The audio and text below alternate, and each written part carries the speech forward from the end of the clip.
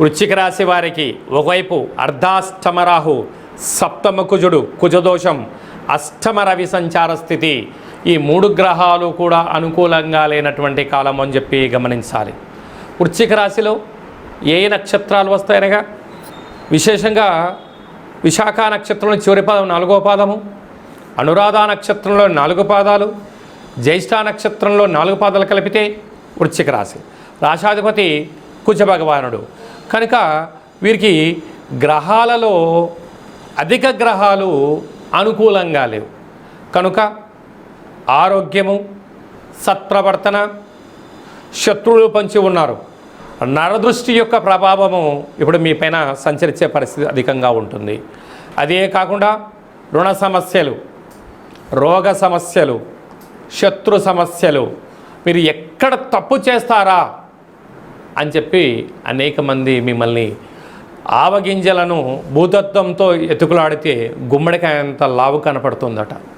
అలాగా అనేక మంది మీరు ఎక్కడ దొరుకుతారా అనేది ఎదురు చూస్తూ ఉన్నారు. కనుక ఇలాంటి కాల సమయంలోనే మౌనం, ధ్యానం, సత్ప్రవర్తన, వీలైతే ఏకాంతం చాలా అవసరం. మీకు మనశ్శాంతి కూడా అవసరం.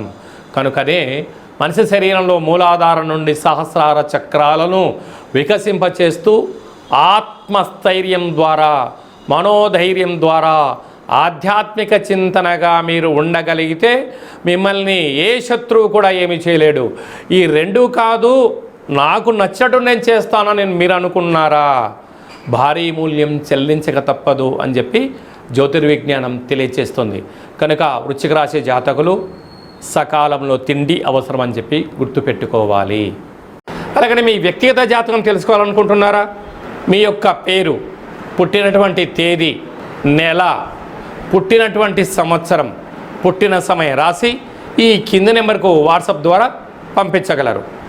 100 సంవత్సరాల జాతకాన్ని రాసి పంపించి మీరు పుట్టినప్పుడు గ్రహ గమనాలు ఎలా ఉన్నాయి, ప్రస్తుతం ఎలా ఉంటున్నాయి, భవిష్యత్తులో ఎలా ఉండబోతున్నాయో సవివరంగా సంపూర్ణంగా తెలియజేయడం జరుగుతుంది.